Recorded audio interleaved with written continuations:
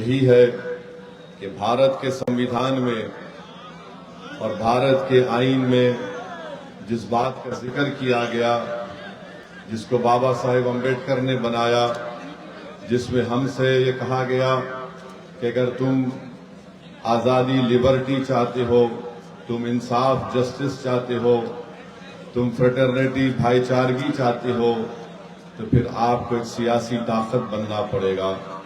उसी संविधान में उसकी दफा 14 ये कहती है कि भारत में सबको बराबरी के हुकूक मिलेंगे, हिस्सेदार बनाया जाएगा, जिसको हिंदी में सामंता कहते हैं।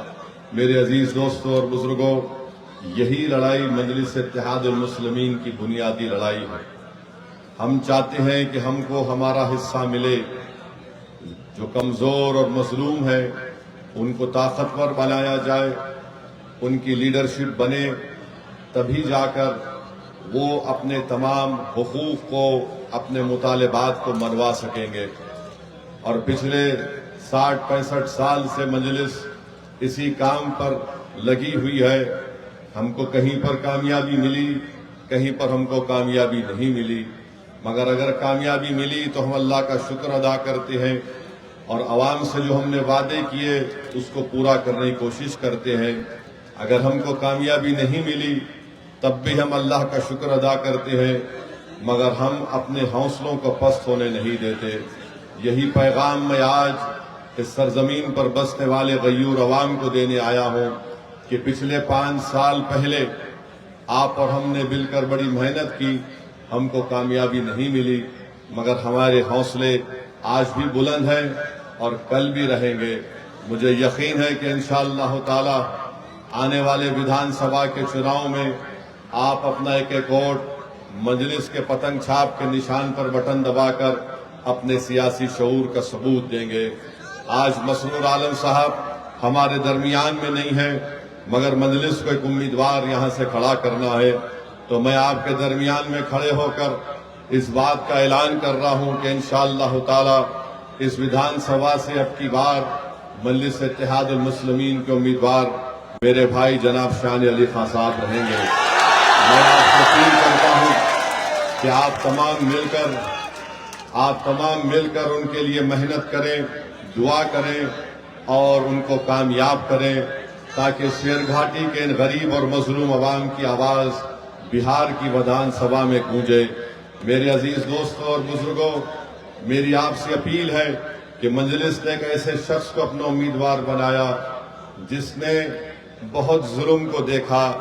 जाती तौर पर उनके घर में जुल्म हुआ, मगर अल्हम्दुलिल्लाह आज शान अली और उनका पूरा परिवार, खानदान बहादुरी के साथ अवाम के दरमियान में खड़े होकर हक की लड़ाई लड़ रहे हैं।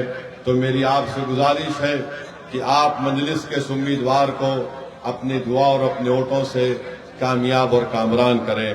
वहीं पर मेरे अजीज दोस्तों और बुजुर्गों, शेरघाटी का एक बहुत बड़ा मसला है। पिछले बार जब मैं आया था, शायद इसी मुकाम पर इलेक्शन की मीटिंग हुई थी, उस वक्त भी मैंने आपसे कहा था कि राजद ने एक ऐसे उम्मीदवार को अपनी पार्टी में लाया है जिसका ताल्लुक विश्व हिंदू परिषद से था, मगर आपने कुछ और फैसला लिया। और आज आप देखते हैं कि उस वक्त राजद और तमाम दूसरी सियासी पार्टियां कह रही थी कि ओवैसी को अगर वोट डालेंगे या मजलिस को वोट डालेंगे तो भाजपा जीत जाएगी। बताइए, क्या बीजेपी जीती या आपका उम्मीदवार जीता? यहां से मेरे अजीज दोस्तों और बुजुर्गों, राजद और उसके साथी पार्टियों में इतनी ताकत नहीं है कि वो बीजेपी को रोक सके।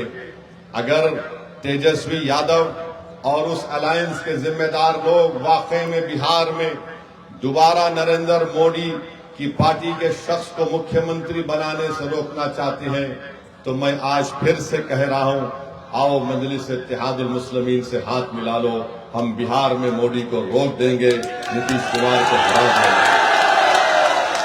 अगर आप हमारी इस पेशकश को कमजोरी की निशानी समझते हैं तो ये तुम्हारी नादानी है, ये तुम्हारा बचपना है, ये तुम्हारी वो दूरंदेशी तुम में नहीं है। और अगर इसका खमियाजा तुमको भी भुगतना पड़ेगा और कहीं ऐसा ना हो कि बिहार की जनता को पिछले 5 साल उन तमाम लोगों के जुल्म को सहना पड़े। मजलिस ने दिल खोल कर और पूरे इखलास के साथ लालू प्रसाद यादव साहब को और तेजस्वी यादव को खत लिखकर कहा कि आओ हमको सिर्फ 6 सीट दे दो। 5 हमारे विधायक एमएलए तो पिछली मर्तबा कामयाब हो चुके थे, बावजूद इसके कि हमारे 4 विधायक को राजद ने खरीद लिया। उन बेईमानों ने अपनी जमीर को बेचकर अवाम को धोखा दिया। हमने आगे बढ़कर कहा कि आओ, मगर अगर वो इसकी कमजोरी की निशानी समझते हैं तो इसकी वो इनकी नादानी है। मगर मैं राजद के लोगों को बताना चाह रहा हूं, ये हाथ जो तुम्हारे आगे बढ़े हैं दोस्ती के लिए, ये भीख नहीं मांग रहे हैं, ये 19% अक़लियतें अपना हक मांग रही है।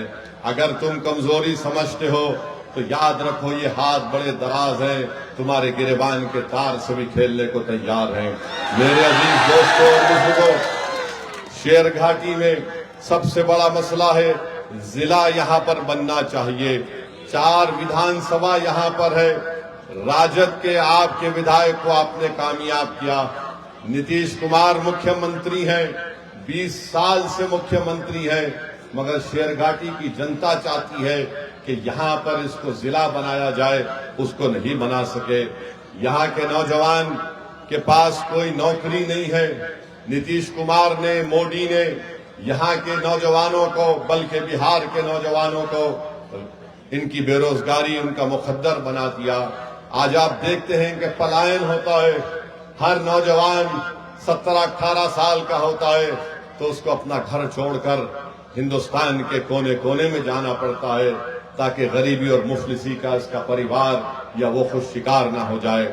मेरे अजीज दोस्तों और बुजुर्गों, नरेंद्र मोदी और नीतीश कुमार एक ऐसे बादशाह की तरह है कि अगर कोई नौजवान पानी में डूब रहा है तो बजाय उसको पानी से निकाला जाए, ये दोनों उस पर पत्थर फेंक कर उसको जख्मी करते हैं, फिर उस पर बर्छे मारकर उसको जख्मी कर कर उसको तलवार उसके हाथ में देखकर उसको खींचते हैं। ये इनका तरीका है नौजवानों को बचाने का।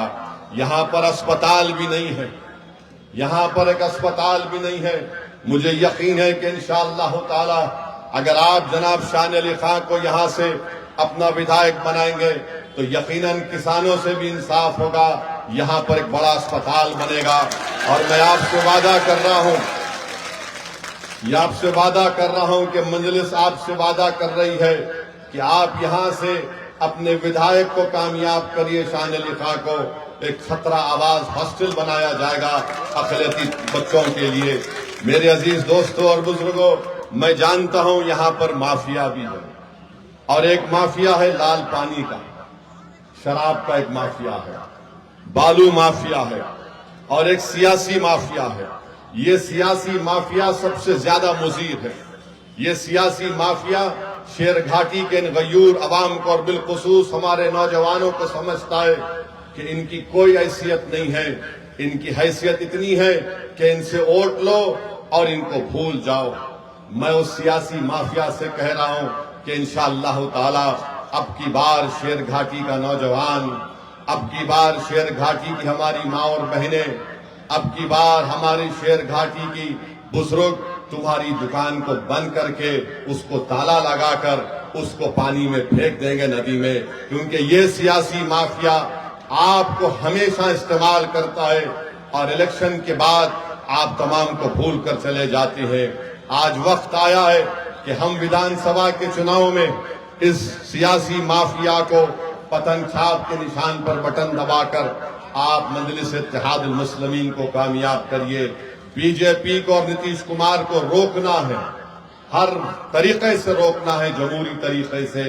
क्या आप इस बात को सच नहीं मानते कि आज रिश्वत का बाजार बहुत गर्म है, भ्रष्टाचार इतना गर्म है कि शेरघाटी में जनता कहती है कि गवर्नमेंट का दफ्तर यानी रिश्वत का सेंटर बन चुका है। अगर कोई म्यूटेशन कराने जाता है तो उसको कम से कम 1600 रुपए से 3000 देना पड़ता है। रजिस्ट्री कराने जाता है तो उसको 3000 रुपये लगते, वरना जांच हो जाती है। आवास योजना चाहिए, रिश्वत दो, पेंशन चाहिए, रिश्वत दो। इसके बावजूद भी नरेंद्र मोदी दिल्ली में बैठकर बोलते हैं ना मैं खाऊंगा ना खाने दूंगा, मगर बिहार में जो कुछ हो रहा है मेरे कान को नहीं सुनाई देता, मेरे आंख को दिखाई नहीं देता। ये रिश्वत का बाजार पूरा गर्म है बिहार में। 20 साल सत्ता में रहने के बावजूद नीतीश कुमार की कमजोर और बकवास सरकार 20 साल के बाद आज कह रही है कि हम 10,000 रुपये महिला के अकाउंट में डालेंगे। आपको मालूम शेर घाटी में ये जो करप्शन गवर्नमेंट के दफ्तर में होता है, कम से कम एक दिन का करप्शन 15 से 20 लाख रुपए का होता है। अब 5 साल में, 1 साल में 365 दिन, हिसाब लगा लो आप, एक दिन 10 से 15 लाख की रिश्वत ली जाती है। और 5 साल के बाद, बल्कि 20 साल की सत्ता के बाद नीतीश कुमार नरेंद्र मोदी के कहते हैं कि भाइयों बहनों हमने 5 साल दबा के लूटा, अब आपको 10,000 रुपये देते हैं वापस। ये इनका मकसद है। और फिर आप जानते हैं कि शेर घाटी में क्या क्या नहीं हो रहा है, बल्कि आपको एक लिस्ट बनाकर लाया हूं मैं। यहां पर आप देखते हैं कि अक्टूबर 2025 में एक 24 साला दीपक को गोली मारकर नया बाजार रजिस्ट्री ऑफिस में हत्या कर दी गई। सिर्फ 30 मीटर दूर पुलिस स्टेशन था और हजरत पुलिस आराम से सो रही थी। हजरत पुलिस आराम से सो रही थी और ये बेचारा 24 साला दीपक को गोली मारकर हत्या कर दी। और बाद में हत्या करने वाले उसी के रिश्तेदार ने हजरत पुलिस को जाकर कहा कि भैया हम आ गए, हमको गिरफ्तार कर दीजिए। फिर उसके बाद आइए आप, जुलाई 2025 में एक रिटायर्ड डॉक्टर तपेश्वर सिंह को स्कूटर मोटरसाइकिल पर जाने वाले लोगों ने गोली मार दी। मालूम हुआ कि प्रॉपर्टी का, जायदाद का झगड़ा था, नीतीश कुमार को खबर नहीं। फिर जनवरी 2025 में रमा कॉलोनी शेरघाटी में बम ब्लास्ट हुआ, बम बनाते हुए लोगों को, इसका किसी को हजरत पुलिस को पता नहीं। फिर एक 6 साल की बच्ची 2024 में उसको किडनैप किया गया, उससे बदसलूकी की गई उस बच्ची को, और मुरहार नदी में उचिरवन गांव में उसकी लाश मिली। बताइए क्या हो रहा है।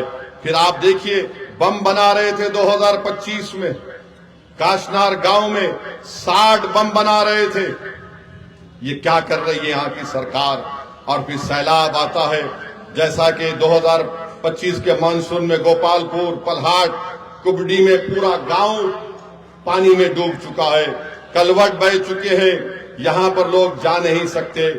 ये हाल शेर घाटी का है मेरे अजीज दोस्तों और बुजुर्गों। जीटी रोड और अंदर के गांव जो है शेरघाटी ब्लॉक में रोड ही नहीं है। फिर आप अस्पताल माशाल्लाह जितना बोले उसके बारे में कम है।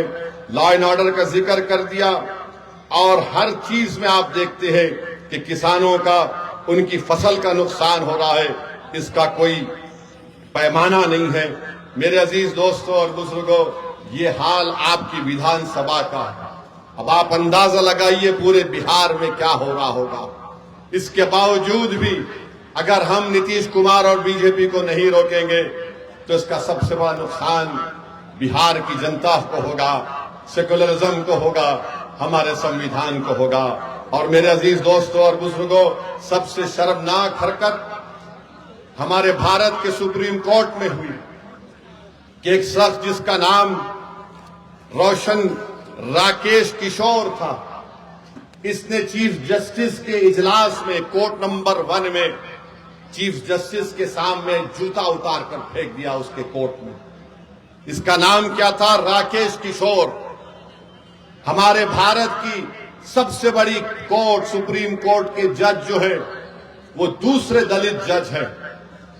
मैं हमारे दलित भाइयों को पैगाम देना चाह रहा हूं, हमारे अंबेडकरवादी आइडियोलॉजी को मानने वालों को पैगाम दे रहा हूं, जो बाबा साहेब अंबेडकर को मानते हैं उनको पैगाम दे रहा हूं, उन भारत के नागरिकों को जो संविधान को मानते हैं उनको पैगाम दे रहा हूं ये तारीखी सरजमीन में खड़े होकर बोल रहा हूं, चीफ जस्टिस ऑफ इंडिया के कोर्ट में एक शख्स अपना जूता उठाकर चीफ जस्टिस के कोर्ट में फेंकता है।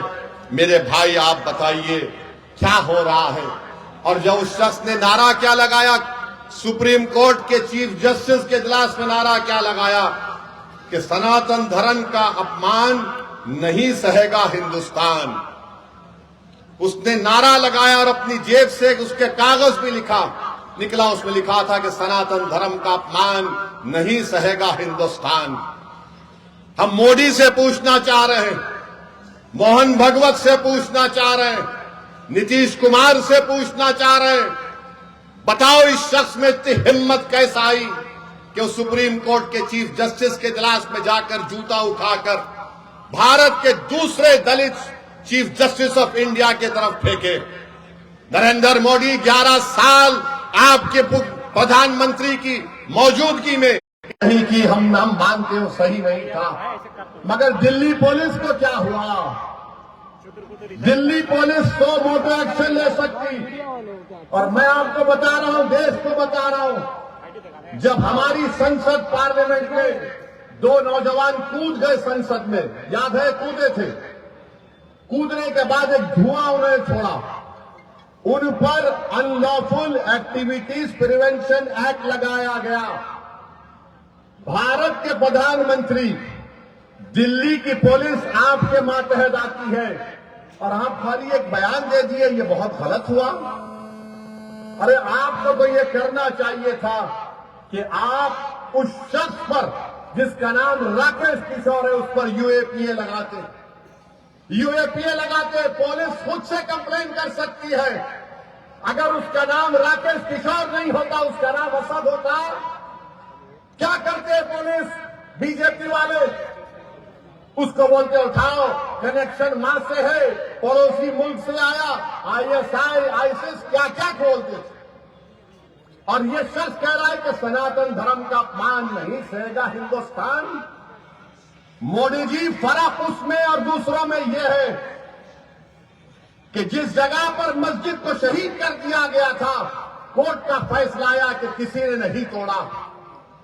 सुप्रीम कोर्ट का फैसला आया कि मस्जिद तुम्हारी नहीं है। सुप्रीम कोर्ट का फैसला ट्रिपल तलाक के बारे में आया।